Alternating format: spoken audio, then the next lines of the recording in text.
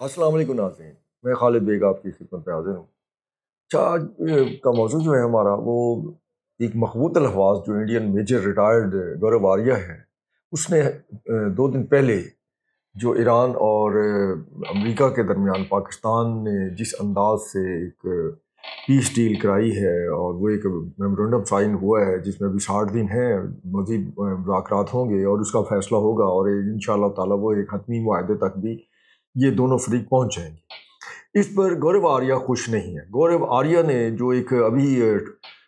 एक अपने व्लॉग में उसने ये कहा कि पाकिस्तान जो है इसके बाकी मज़ीद जो है सिर्फ 10 साल बाकी हैं। ये 10 साल तक ही कायम रह सकेगा और उसके बाद इसके टुकड़े हो जाएंगे। अच्छा, अब उसकी सूरत हाल ये है कि ये ग्रेजुएट है, हिस्ट्री में इसने ग्रेजुएशन की 1989 में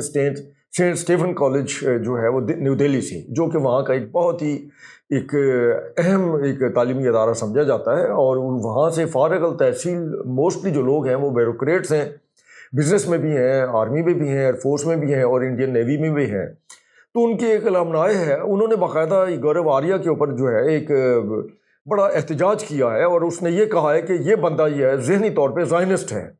ये सफाक है और ये चाहता है कि पाकिस्तान समेत कहीं भी दुनिया में कोई भी मुसलमान बाकी ना रहे।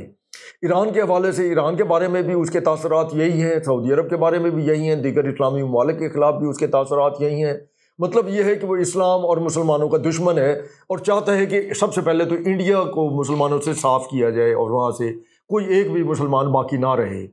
तो वो जो अलमनाए है वो सेंट स्टीफन कॉलेज की, उन्होंने ये कहा है कि ये या तो पागल हो चुका है या ये बिल्कुल जो है ये इस स्टेज पर आ गया है कि ये अगर ज़्यादा फ्रस्ट्रेटेड हुआ तो शायद खौफ ये है कि ये कहीं या तो अपने आप को मार लेगा या फिर ये कोई क्लाशकोफ उठाकर कोई मुसलमानों की नस्ल कुशी के लिए या कहीं जो है उन पर हमला आवर हो जाएगा। लिहाजा इसका इलाज ज़रूरी है और इसके फौरी तौर पर जो है हुकूमत का स्टडी मिले और इसको किसी इंस्टीट्यूशन में जो ज़हनी सेहत का इंस्टीट्यूशन है वहाँ इसको दाखिल कराए। उसकी वजह यह है कि उसने जो गुज़श्ता वर्ष 2025 में मई में जिस अंदाज से ऑपरेशन संदूर का जवाब में पाकिस्तान ने इंडिया का जो बेड़ा गर्क किया था, उस वक्त से इसके ख़िलाफ़ जो इंडिया के अंदर जो जज्बात हैं, ख़ास तौर पर जो रिटायर्ड आर्मी के लोग हैं या एयरफोर्स या नेवी के,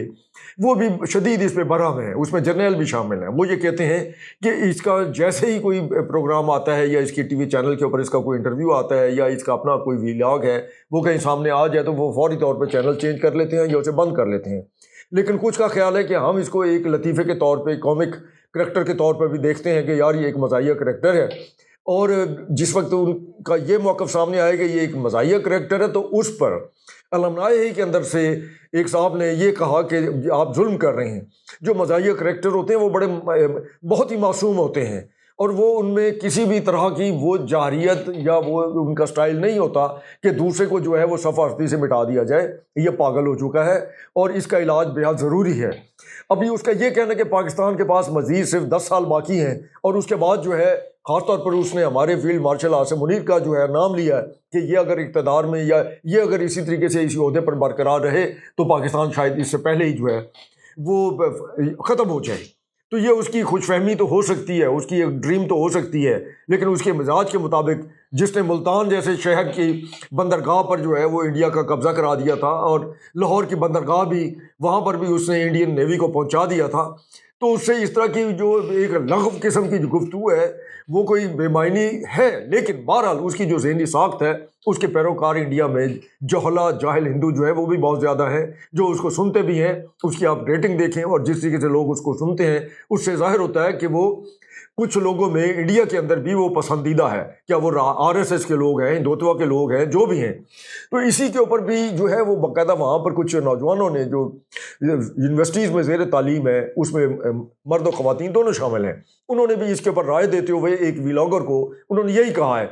कि ये बंदा जो है पाकिस्तान जो है अगर उसका दुश्मन है तो इसका मतलब ये नहीं कि अपने मुल्क के अंदर भी जो है इस तरीके से बदअमनी फैलाई जाए और अक़लियतों के ख़िलाफ़ जो है इस तरीके से ये प्रोपागंडा किया जाए और तशद्दुद हिंदुओं को उन पर तशद्दुद के लिए उकसाया जाए। तो ये एक नफ़रत है जो वो फैला रहा है और ये नफ़रत जो है किसी भी सूरत इंडिया के हक़ में नहीं है। لامحالہ جو ہے یہ ایک بیمار ذہن کا آدمی ہے، اور اس پہ سوچنا چاہیے، انڈین حکومت کو بھی سوچنا چاہیے کہ جس انداز سے وہ ایک مسلمان جو ہے وہاں اقلیت کی صورت میں ہے، ان کے خلاف وہ جو ہے لوگوں کو تشدد پر بھی اکساتا ہے، اور ساتھ ہی پاکستان کے خلاف جس طریقے کا تبصرہ کرتا ہے، اس کے تبصرے سے پاکستان کا بال بھی بیگا ہونے والا نہیں ہے، کوئی فرق نہیں پڑتا، نہ ہی جو ہے اس کی ان حماقتوں سے یا اس طرح کے جملہ بازی سے پاکستان کے لوگوں میں اس کے کوئی متاثر ہونے کا خطرہ ہے، لیکن اس کی ایک اریٹیشن یہ ہے کہ وہ جس انداز سے بات کرتا ہے، اور یہاں تک اس نے کہا ہے کہ باقاعدہ جو ہے وہ انڈیا گورنمنٹ جو ہے وہ ٹیکس لگائے 1% ہر چیز پر، کوئی پیٹرول ڈلواتا ہے، کوئی چیز خرید کرتا ہے تو آفیشلی 1% ٹیکس لگایا جائے، اور وہ پیسہ جو ہے بلوچوں کو دیا جائے، بی ایل او کو دیا جائے، مجید برگیڈ کو دیا جائے، ٹی ٹی پی کو دیا جائے، یا افغان حکومت کو دیا جائے، تاکہ وہ ان جو گروپس ہیں ان کو پاکستان کے خلاف، وہ پہلے ہی انڈین پراکسیز ہیں، ان کو پاکستان کے خلاف جو ہے وہ استعمال کر سکیں۔